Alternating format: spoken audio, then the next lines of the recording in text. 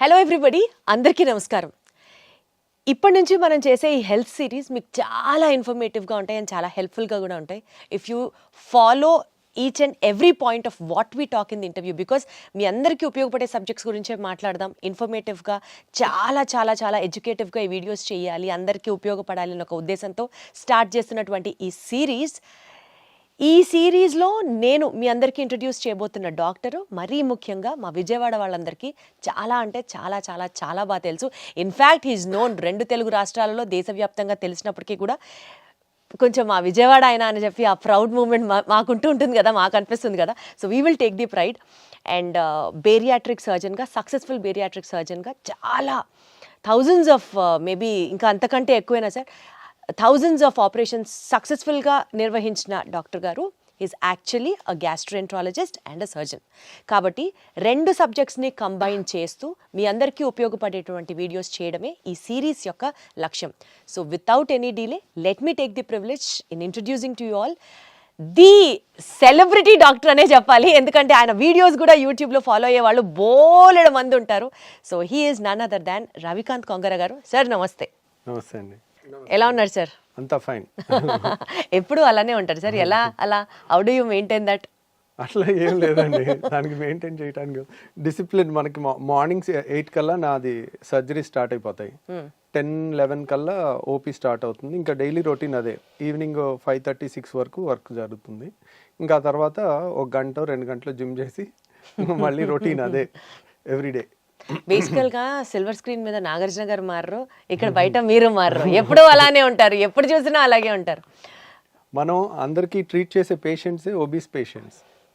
వాళ్ళకి మనం ఇలా చేయండి అలా చేయండి అని చెప్పేటప్పుడు ముందు మనం హెల్తీగా లేమనుకోండి, we're not fit to preach them ఇలా చేయండి అలా చేయండి అని. ఫస్ట్ ఆఫ్ ఆల్ మన డిసిప్లిన్ మనం చూసుకుంటే వాళ్ళకి ఏదన్నా సలహా ఇవ్వచ్చు. Got it sir. సార్ యాక్చువల్గా ఎప్పుడో నుంచో మిమ్మల్ని అడగాలనుకుంటున్నాను. బేరియాట్రిక్ సర్జన్గా మీరు చాలా సక్సెస్ఫుల్గా చాలా బాగా ప్రమోట్ చేశారు and people all know you that way. కాకపోతే యువర్ యాక్చువల్ క్వాలిఫికేషన్ బీయింగ్ మీరు ఒక గ్యాస్ట్రోఎంట్రాలజిస్ట్ అండ్ సర్జన్. ఎప్పుడైతే మీరు యూట్యూబ్లో వీడియోస్ వీటి గురించి కూడా మాట్లాడడం స్టార్ట్ చేశారో అప్పుడు మా అందరికీ అర్థమైంది, ఓహో యూ ఆల్సో ట్రీట్ దిస్ అన్నది. ఎలా అట్లాగా from gastroenterology to bariatrics, how did it all happen? యాక్చువల్గా అండి, ఎంబీబీఎస్ తర్వాత 3 years సర్జరీ అండి, అది పోస్ట్ గ్రాడ్యుయేషన్. దాని తర్వాత super speciality 3 years gastroenterology, surgical gastro అనమాట. అది నిమ్స్లో చేయటం జరిగింది. నేను ఎంబీబీఎస్ తర్వాత ఎంబీబీఎస్ వరంగల్ కాకతీయ మెడికల్ కాలేజ్లో చేశాను.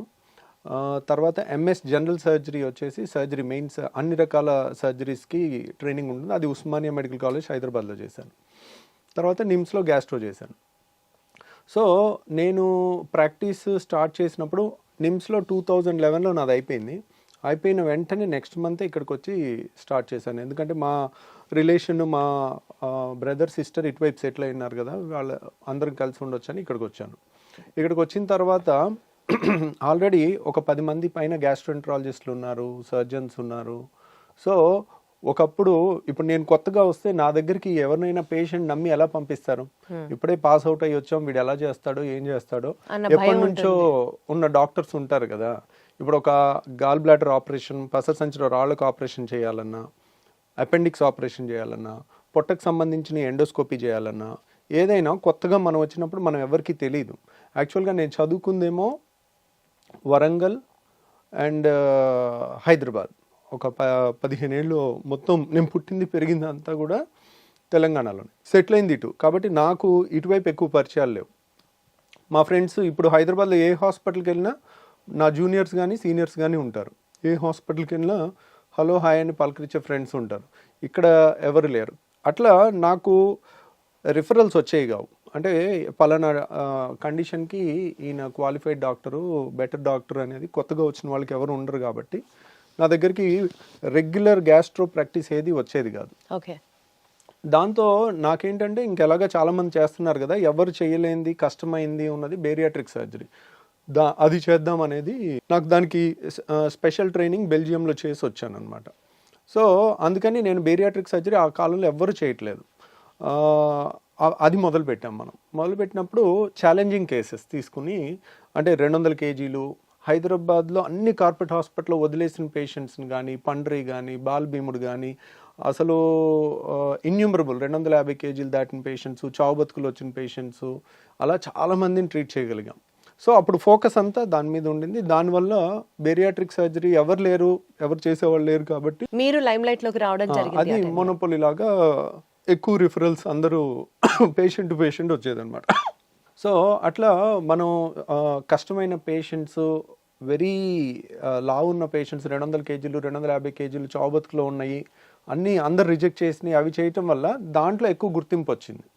ఎప్పుడైతే కోవిడ్లో మనం ఖాళీగా ఉండి లాక్డౌన్లో ఏదో టైంపాస్కి ఒక గ్యాస్ట్రో అది చదువుకున్నాం కదా, సర్జరీ అది చదువుకున్నాం కదా అని జనరల్ టాపిక్స్ కొన్ని నేను ఒక 40 వీడియోలు చేశానండి. చేసిన తర్వాత అవి బాగా వైరల్ అయ్యి ఎక్కువ మంది, అంటే మనం ఇవన్నీ చేస్తున్నారు గ్యాస్ట్రోఎంట్రాలజిస్ట్, గ్యాస్ట్రో ప్రాక్టీస్ అని అందరికీ తెలవటం వల్ల ఒకళ్ళ నుంచి ఒకళ్ళు పేషెంట్స్ రావటం జరిగింది. ఇప్పుడు ఏంటంటే మనకి బేరియాట్రిక్ సగం ఉంటున్నారు. గ్యాస్ట్రో అనేది ఏంటంటే అదొక సముద్రం లాగా చాలా రకాల కంప్లైంట్స్ ఉంటాయి.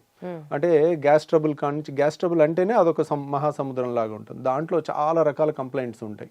దానికి తోడు ప్యాంక్రియాస్ అని, లివర్ అని, కిడ్నీ రాదు కానివ్వండి, కిడ్నీ చుట్టుపక్కల ఉండే చాలా అవయవాలు కూడా అన్ని పొట్టలోనే ఉంటాయి కదా. గ్యాస్ట్రో అంటేనే పొట్టకు సంబంధించింది. స్ప్లీన్ అని, చిన్న పేగు, పెద్ద పేగు చాలా ఉంటాయి అన్నమాట. ప్లస్ ప్రాక్టాలజీ అంటారు, అంటే చాలామందికి బ్లడ్ పట్టడం, అంటే పైల్స్, ఫిషర్స్, ఫిస్ట్లా, ఇట్లా రకరకాలు, అంటే నోటి దగ్గర నుంచి పేగులో కింద వరకు వచ్చే అంతా కూడా దాంట్లో కవర్ అవుతుంది అన్నమాట. బట్ ఒకటి సార్, ఇలా 2 స్ట్రీమ్స్ని మీరు కవర్ చేయడం, మీరు అందులో స్పెషలైజ్ అయి ఉండడం ఇప్పుడు మాకు చాలా హెల్ప్ అవుతుంది. బికాజ్ అటు బేరియాట్రిక్ సబ్జెక్ట్ గురించి అన్నా మీ దగ్గరికే రావాల్సి ఉంటుంది, ఇటు గ్యాస్ట్రో సమస్య ఏదైనా సరే మీ వైపే చూడాల్సి ఉంటుంది. సో ఐ థింక్ ఇప్పుడు మనం స్టార్ట్ చేసే ఈ సిరీస్లో let us talk about both the issues, 2 cover అయ్యేటట్టు. ఎందుకంటే అవే ప్రజలను ఇప్పుడు బాగా పీడిస్తున్నటువంటి మెజారిటీ ఆఫ్ ది ప్రాబ్లమ్స్లో అవి కూడా ఉన్నాయి. కాబట్టి టు స్టార్ట్ విత్ అండి, ఈ ఎపిసోడ్లో స్పెషల్గా మనం గ్యాస్ ప్రాబ్లం గురించి మాట్లాడుకుందాం. గ్యాస్ ప్రాబ్లం అనేది చాలామంది రెగ్యులర్గా ఫేస్ చేస్తూ ఉన్నటువంటి ప్రాబ్లమే. గ్యాస్ వదలడం అనేది మధ్యలో నలుగురిలో ఉన్నప్పుడు కాస్త ఇబ్బందిగా అనిపించవచ్చు. అండ్ బ్లోటింగ్, కడుపు ఎప్పుడు ఫుల్గా అనిపించడం, ఏమి తినాలనిపించకపోవడం. సో మేబీ ఇవాల్టి రేపటి మనకున్న స్ట్రెస్డ్ లైఫ్ స్టైల్ ఒక మేజర్ రోల్ ప్లే చేస్తున్నా సరే, గ్యాస్ ప్రాబ్లమ్ని కనుక సరిగ్గా ట్రీట్ చేయకపోతే చాలా కాంప్లికేషన్స్ కూడా వస్తాయని విన్నాము. So you have to tell us అసలు గ్యాస్ ప్రాబ్లం అంటే ఏంటి సార్, ఎన్ని రకాలు ఉంటాయి, and how do we overcome this? So గ్యాస్ట్రోఎంట్రాలజిస్ట్కి అంతా గ్యాస్ మయం లాగే ఉంటుందండి. రోజు ఉదయం నుంచి సాయంత్రం వరకు పేషెంట్స్ అందరూ గ్యాస్ అని వస్తారు. యాక్చువల్గా గ్యాస్ అనేది ఏమి ఉండదండి. యాక్చువల్గా టెక్స్ట్ బుక్లో సార్ నాకు గ్యాస్ ట్రబుల్ ఉందని అంటారు. గ్యాస్ ట్రబుల్ అనే వర్డ్ ఎక్కడ పుస్తకాల్లో ఉండదు. There is no term, no disease like gas trouble. Gas trouble అంటే ఒక్కొక్కరికి ఒక్కొక్కటి. ఇప్పుడు కొంతమందికి తేపులు ఎక్కువ వస్తే దాన్ని గ్యాస్ ట్రబుల్ అంటారు. కొంతమంది పట్టుభ్రమంగా ఉంటే గ్యాస్ ట్రబుల్ అంటారు. కొంతమందికి గ్యాస్ కింద నుంచి ఎక్కువ వస్తే దాన్ని గ్యాస్ ట్రబుల్ అనుకుంటారు. కొంతమంది కడుపు నొప్పి వస్తే గ్యాస్ అనుకుంటారు. కొంతమంది ఛాతీలో మంటలాగా ఉంటే గ్యాస్ ట్రబుల్ అనుకుంటారు. రకరకాలుగా. సో కొంతమందికి ఊరికే విరోచనాలు, ఇర్రెగ్యులర్గా బౌల్ మూమెంట్స్ వస్తే ఏదో గ్యాస్ ఉందని అంటుంటారు. బ్లోటింగ్ అంటారు, ఉబ్బరం అంటారు, ఇట్లా రకరకాల. ఇది పలానా ఒక జబ్బు కింద కాదండి. It's a non specific patient తయారు చేసిన జబ్బు అనమాట. దాన్ని వాళ్ళు గ్యాస్ అంటే వాళ్ళు చెప్పే కంప్లైంట్స్ అన్నీ నిశితంగా పరిశీలించి, ఓహో వీళ్ళకి ఈ ప్రాబ్లం ఉంది, ఓకే వీళ్ళకి గాల్ బ్లాడర్లో రాయి ఉన్నా కానీ గ్యాస్ ట్రబుల్ లాగా వస్తుంది. అంటే వాళ్ళు ఏంటంటే నూనె వస్తువులు తినలేరు. నూనె వస్తువులు తినగానే కడుపులో ఇబ్బంది అవుతుంది. అన్నం తిన్న తర్వాత కానీ, నూనె వస్తువులు తిన్నప్పుడు కానీ, నూనె వస్తువులు లేకపోతే అట్లా. ఈ కంప్లైంట్ ఉంటే ఒక్క గాల్ బ్లాడర్ దాంట్లోనే నూనె వస్తువులు తినలేనిది వస్తుంది, ఇంకా దేంట్లో రాదనమాట. అట్లా వాళ్ళు చెప్పే కంప్లైంట్లో మన క్లూస్ దొరుకుతూ ఉంటాయి. ఇప్పుడు కడుపులో మధ్యలో నొప్పి వచ్చి వీపులోకి పాకుతుంది అనుకోండి, అది ప్యాంక్రియాస్ నొప్పి. ప్యాంక్రియాస్ నొప్పి ఒక్కటే వీపులోకి పాకుతుంది. పసర సంచిది ఎప్పుడు రైట్ సైడ్ వస్తుంది, రైట్ సైడ్ వచ్చి కుడి భుజానికి వెళ్తుంది అనమాట. సో ఇంకా ఎసిడిటీ ప్రాబ్లం, రిఫ్లెక్స్ అనుకోండి, బొడ్డు పైన వచ్చి ఎడమ వైపు ఛాతీలో వస్తుంది, అది హార్ట్ బర్న్ అంటారు. కడుపు మంట అంటారు, కొంతమంది కడుపు మంట అంటారు. కొంతమంది ఎక్కువ అసూయ, ఒకప్పుడు అంటారు కదండి, ఎక్కువ అసూయ జలసి ఉండి వాళ్ళు ఎక్కువ ఆలోచించి వాళ్ళ బాడీలో ఎక్కువ యాసిడ్ తయారయ్యి, యాసిడ్ వల్ల అల్సర్స్ ఫామ్ అవుతాయి అన్నమాట. అల్సర్స్ ఫామ్ అయ్యి దాన్ని ఎసిడిటీ అంటారు. ఆ యాసిడ్ ఎక్కువ ఉన్న వాళ్ళకి అన్నవాహిక అనేది మనకి గొంతు నుంచి పొట్టలోకి వెళ్ళే ఇసోఫేగస్ని అన్నవాహిక అంటారు. అది ఛాతీలో ఉంటుంది అనమాట. అది కొంచెం లెఫ్ట్ సైడ్ ఉంటుంది, హార్ట్ వెనకాల నుంచి వెళ్తుంది. కాబట్టి వాళ్ళందరికీ హార్ట్ బర్న్ లాగా వచ్చి గుండె నొప్పి ఏమో చచ్చిపోతామేమో అన్న భయంతో వస్తారు వాళ్ళు, పరుగులు తీసుకుంటూ వస్తారు. సో కాకపోతే మనకు అక్కడ రకరకాలు, ఇది ఎసిడిటీయా, రిఫ్లక్స్ డిసీజా. పొట్టలో యాసిడ్ ఉంటే ఏం ప్రాబ్లం లేదు, అది ఛాతీలోకి ఎక్కువ వస్తే కనుక రిఫ్లక్స్ అంటారు. ఆ రిఫ్లక్స్ డిసీజా, గాల్ బ్లాడర్ ప్రాబ్లమా, ప్యాంక్రియాస్ ప్రాబ్లమా, లేదంటే చిన్న పేగు పెద్ద పేగు ప్రాబ్లమా, లేకపోతే ఇన్ఫ్లమేటరీ బౌల్ డిసీజ్ అని పేగుల్లో జబ్బులు ఉంటాయి ఇవా. ఇట్లా మనం ఈ గ్రూప్ ఆఫ్ చాలా రకాల జబ్బుల నుంచి వచ్చే కంప్లైంట్, అన్ని ఏ జబ్బు అనేది తెలియదు పేషెంట్కి.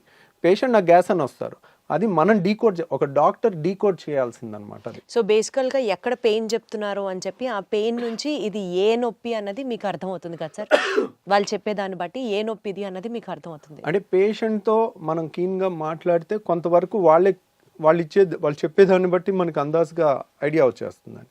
యూజువల్గా ఎడం పక్క ఛాతీలో నొప్పి అని ఒక 25 ఏళ్ళ కుర్రోడు వచ్చాడు అనుకోండి, 20-25 ఇయర్స్లో హార్ట్ అటాక్ రాదు. దట్ ఈస్ అదే 65 ఏళ్ళ మనిషి వచ్చాడు అనుకోండి, మనం అనుమానంగా చూడాలి. సో గ్యాస్ ట్రబుల్ అయినప్పటికీ కూడా హార్ట్ ఏమో అని చూడాలి. సో ఎందుకంటే గ్యాస్ ట్రబుల్కి మనం ఎసిడిటీ కానీ రిఫ్లక్స్ కానీ ట్రీట్మెంట్ చేయకపోయినా ప్రాణం పోదు. కానీ అదే పేషెంట్కి హార్ట్ ప్రాబ్లం ఉండి, హార్ట్ ప్రాబ్లమ్ని మనం హార్ట్ అటాక్ అయి ఉండి దాన్ని హార్ట్ బర్న్, గ్యాస్ ట్రబుల్ అని అనుకుని మనం కరెక్ట్ టైంలో ట్రీట్మెంట్ ఇవ్వకపోతే వాళ్ళకి లైఫ్ కూడా రిస్క్ వచ్చే అవకాశం ఉంటుంది. సో అక్కడ సిచ్యువేషన్ బట్టి ఓవరాల్గా ఇప్పుడు ఇంట్లో లేడీస్ అన్నం ఉడికిందా లేదా ఒక మెతుకుతో ఎట్లా చేస్తారో, పేషెంట్ వచ్చి వాళ్ళు చెప్తుండే కొద్దీ మనకు అర్థమైపోతా ఉంటుంది, ఓహో వీళ్ళది ఇది, సో ఇది అయ్యి ఉండొచ్చు. కానీ కన్ఫర్మ్ చేసుకోవాలంటే ఈ టెస్ట్ చేయాలి, అవసరమైతే ఎండోస్కోపీ చేయాలి, సిటీ స్కాన్ చేయాలి, అల్ట్రాసౌండ్ స్కాన్ చేయాలి, ఎంఆర్ఐ స్కాన్ చేయాలి. ఓహో దీనికి ఈ స్కాన్ అయితే బాగా పనిచేస్తుంది అట్లా. సార్ ఇప్పుడు ఏ నొప్పి అయినా సరే అది గ్యాస్ అని పేషెంట్ ఏదైతే చెప్తారో మీ దగ్గరికి వచ్చినప్పుడు దానికి మేజర్గా మనం చూడాల్సినటువంటి కారణాలు ఏంటి? ఇప్పుడు ఒకప్పుడు మా చిన్నప్పుడు ఇంత మరి అవేర్నెస్ లేకపోవటం వలన అప్పుడు కూడా ఉన్నదో మనకు తెలియదు, కానీ ఇప్పుడైతే చాలా ఎక్కువ పేషెంట్స్ అయితే ఉంటున్నారండి. దానికి కారణం ఏంటంటే ఒకప్పుడు ఉన్న ఫుడ్ హ్యాబిట్స్, ఇప్పుడున్న ఫుడ్ హ్యాబిట్స్. ఇప్పుడు అంతా జంక్ ఫుడ్, బయట ఫుడ్. ఒకప్పుడు మనకి ఇంట్లో ఏది వండితే అదే తినేవాళ్ళం, ఇప్పుడు బయట ఫుడ్స్ చాలా చాలా చాలా ఎక్కువైపోయినాయి. ఇప్పుడు మన ఇంట్లో కూడా 2-3 పిల్లలు ఉంటే ఒక్కొక్కళ్ళు ఒక్కొక్క రెస్టారెంట్ని ఒక్కొక్క ఐటమ్ ఆర్డర్ పెట్టే పరిస్థితి ఉంది. ప్రతి ఇంట్లో కూడా ఇది ఉంది, ఇది ఎవరు ఇల్లు ఎక్సెప్షన్లా లేదు. తర్వాత డే బై డే అగ్రికల్చర్లో కూడా ప్రాఫిట్ ఓరియంటెడ్గా మనకి ఏమేమి పెస్టిసైడ్స్ కొడుతున్నారు, ఎంత మోతాదులో కొడుతున్నారు, దాని రెగ్యులేషన్ అనేది అంత ప్రాపర్గా లేదు. దానివల్ల వస్తుందా, దీనివల్ల వస్తుందా, ఇవన్నీ కూడా మోస్ట్ లైక్లీ ఇవన్నీ కారణాలు అయి ఉండొచ్చు. ఈ కారణాన్ని క్లియర్ కట్గా ఎస్టాబ్లిష్ చేయాలంటే చాలా పెద్ద రీసెర్చ్ చేయాలండి. అది గవర్నమెంట్ ఇనిషియేటివ్గా తీసుకుని పెద్ద స్టడీ, లక్షల మంది పేషెంట్ని స్టడీ చేయటం అనేది అంత ఈజీ కాదు. వాళ్ళు తీసుకున్న ప్రతి మోతాదులో ఏ పెస్టిసైడ్ ఎంత ఉంది అని టెస్ట్ చేయాలన్నా కానీ ఒక్కొక్క టెస్ట్కి మనకి 1000 ఖర్చు అవుతుంటుంది అనమాట. అవన్నీ ప్రూవ్ చేయాలంటే ఇట్స్ ఏ పబ్లిక్ ఇనిషియేటివ్. ప్రైవేట్గా ఒక డాక్టర్ కానీ ఒక ఇండివిజువల్ కానీ చేయగలిగింది కాదనమాట. ఇప్పుడు మన అమెరికాలో అయితే అలా నేషనల్ ఇన్స్టిట్యూట్ ఆఫ్ హెల్త్ అని ఉంటుంది, వాళ్ళు స్పాన్సర్ చేస్తారు, $1 మిలియన్ అట్లా రీసెర్చ్కి ఇస్తారు అనమాట. మన దగ్గర కూడా కొన్ని ఉన్నాయి, ICMR అని. అట్లా రీసెర్చ్ చేస్తే గానీ మనకి ఎందువల్ల అనేది ఈ గ్యాస్ ప్రాబ్లం వస్తుంది అన్నది తెలియదు. అంటే ఇదే కారణాలు, ఇదివరకు లేని ఇప్పుడు వచ్చినాయి కదండి. ఇప్పుడు ఇదివరకు ఇంత ఒబిసిటీ లేదు, ఇప్పుడు ఎందుకు వచ్చింది అంటే, ఇప్పుడు ఇదివరకు 2 వీలర్స్ ఎన్ని ఉన్నాయి, ఇప్పుడు ఎన్ని ఉన్నాయి. నా స్కూల్కి నేను నడుచుకుంటూ వెళ్ళేవాడిని, ఇప్పుడు మా పిల్లలు కార్లో దిగి కార్లో వెళ్తున్నారు. సో ఇప్పుడు ఎన్ని 2 వీలర్స్ ఉన్నాయి, అప్పుడు ఎన్ని లక్షలు ఉన్నాయి, ఇప్పుడు ఎన్ని కోట్లు ఉన్నాయి. రైట్. సో ఎన్ని లిఫ్ట్లు ఉన్నాయి, అప్పుడు ఎన్ని ఉన్నాయి. లైఫ్ స్టైల్ దీనికి మెయిన్ కారణం అన్నట్టుగా అర్థం చేసుకోవాలి మనం. అటు ఒబిసిటీకైనా, పెరుగుతున్న గ్యాస్ సమస్యలకైనా, పెరుగుతున్న క్యాన్సర్లకైనా కూడా మోస్ట్లీ మన పర్యావరణం మారటం కానీ అన్నీ కూడా కారణం అన్నమాట. సరే ఇప్పుడు ఈ గ్యాస్ ట్రబుల్కి అయితే మనం ఇట్లా జనరలైజ్డ్గా మాట్లాడుకుంటున్నాం. ప్రత్యేకంగా ఇందాక మీరు ఒక మాట అన్నారు, యాసిడ్ రిఫ్లెక్స్ అని. అంటే పొట్టలో ఉండాల్సిన యాసిడ్ పైకి తంతు ఉంటే అది యాసిడ్ రిఫ్లెక్స్ అని. అది కూడా ఎక్కువగా వింటున్నాం, అది కూడా ఒకలాంటి గ్యాస్ ప్రాబ్లమే అంటారా? దాని గురించి ఏమైనా డీటెయిల్గా మాట్లాడుకుందాం. అంటే చాలా మందికి అండి ఎసిడిటీ అంటే 2 రకాలు. ఒకటి పొట్టలో యాసిడ్ ఎక్కువ తయారవటం, టెన్షను, ఇర్రెగ్యులర్ ఫుడ్ హ్యాబిట్స్, ఆలోచన ఎక్కువ ఉండటం, సో పని ఒత్తిడి ఎక్కువ ఉండటం వల్ల బాడీలో యాసిడ్ ఎక్కువ తయారవుతుంది. ఎప్పుడైతే యాసిడ్ ఎక్కువ తయారవుతుందో మనకి కడుపులో మంట వస్తుంది, వాళ్ళకి బొడ్డు పై భాగంలో మంటలాగా వస్తుంది. సో ఆ మంట అనేది ఎప్పుడైతే పొట్టలో పై భాగంలో మంట వస్తుందో అది ఒక రకమైన ఎసిడిటీ. దానికి సింపుల్గా యాసిడ్ తగ్గించే యాంటాసిడ్ మందులు కానీ, కొత్తగా వచ్చిన పీపీఐస్ కానీ, అంటే ప్యాంటోప్రజోల్, రాబిప్రజోల్, ఒమిప్రజోల్, ఇసోమిప్రజోల్ అంటే రకరకాల ఏది వేసినా కానీ చాలా రిలీఫ్ వచ్చేస్తుంది. తర్వాత రెండోది ఏంటంటే మనకి డైలీ మన నోట్లో ఉమ్ము ఉంటుంది, దాని pH 7.4 ఉంటుంది.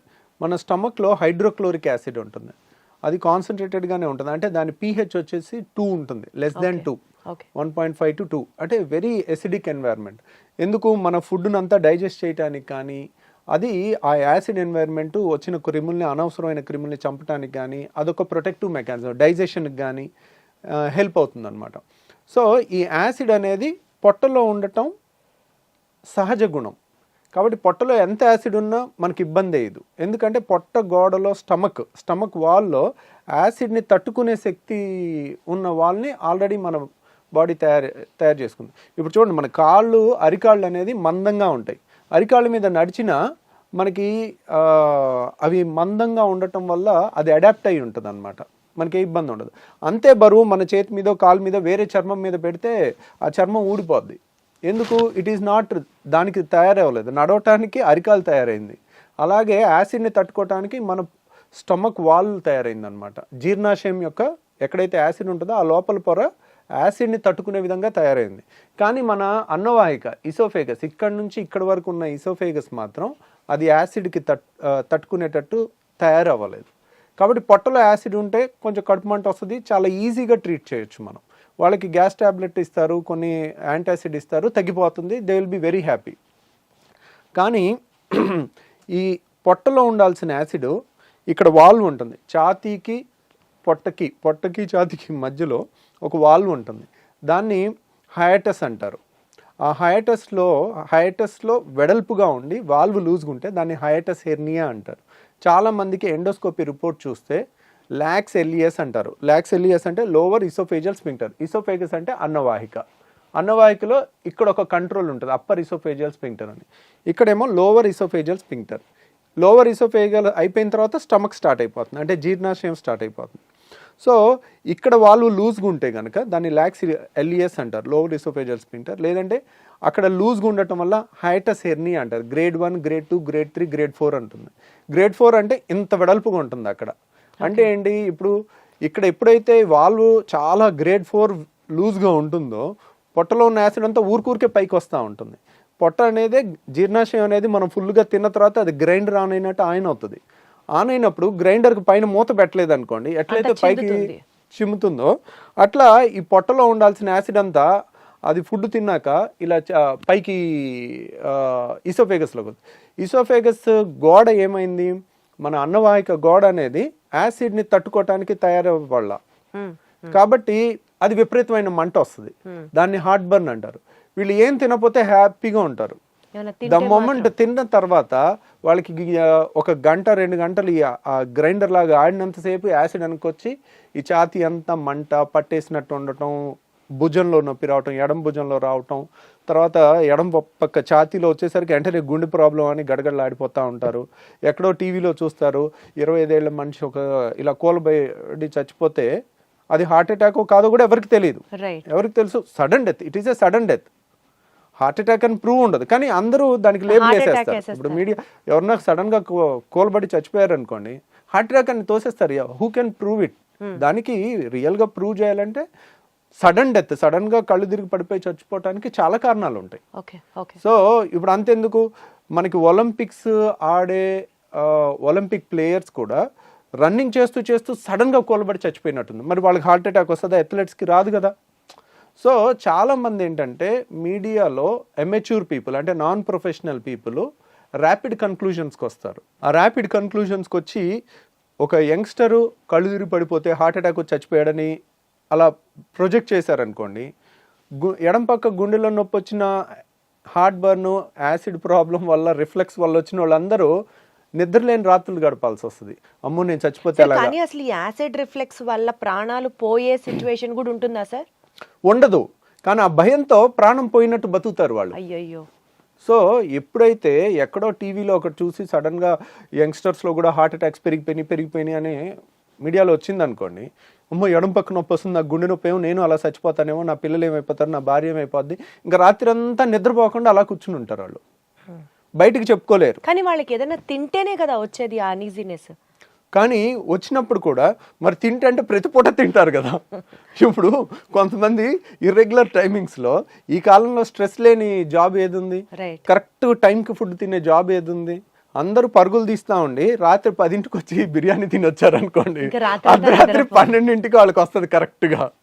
ఆ టైంలో ఇంకా వాళ్ళు నిద్రపోరు పాపం, ఒకసారి ఇంట్లో వాళ్ళు నిద్రపోనివారు, కొంతమంది సైలెంట్గా సఫర్ అవుతా మరి ఉంటారు. ఏంటి సార్ దీనికి ప్రాబ్లం? ఆ లూజ్ అయిన వాల్వ్ ని టైట్ చేయొచ్చా? ట్రీట్మెంట్ ఏంటి?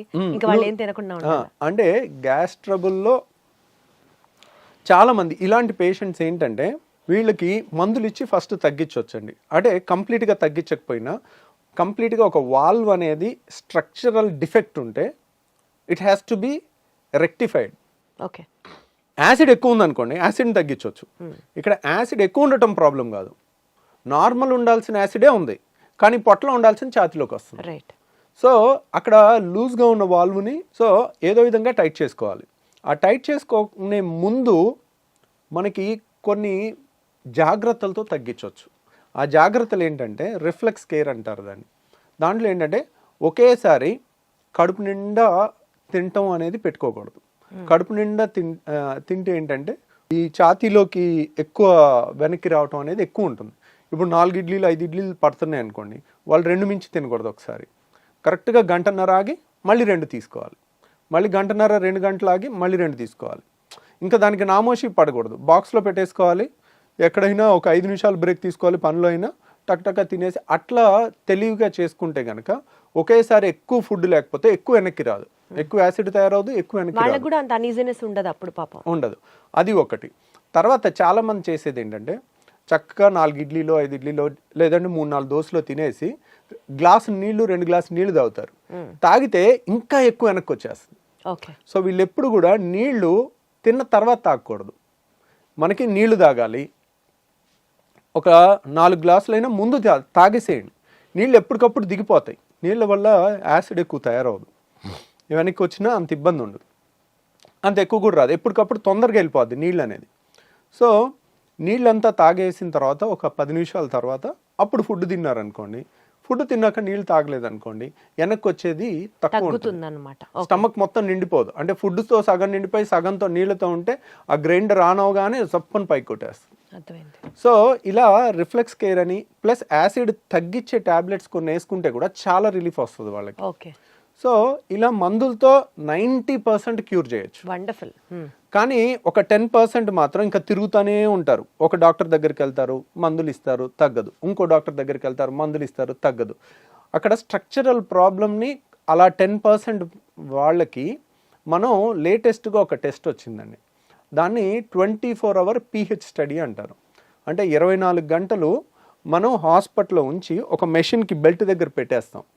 బెల్ట్ దగ్గర పెట్టేసి సన్న దారం లాంటిది ముక్కులోంచి స్టమక్ వరకు పంపిస్తే దాని మీద pH సెన్సార్స్ ఉంటాయి. అంటే ఇక్కడ ఎంత pH ఉంది, పొట్టలో ఎంత pH ఉంది అనేది 24 hours మనం టెస్ట్ చేయాలి.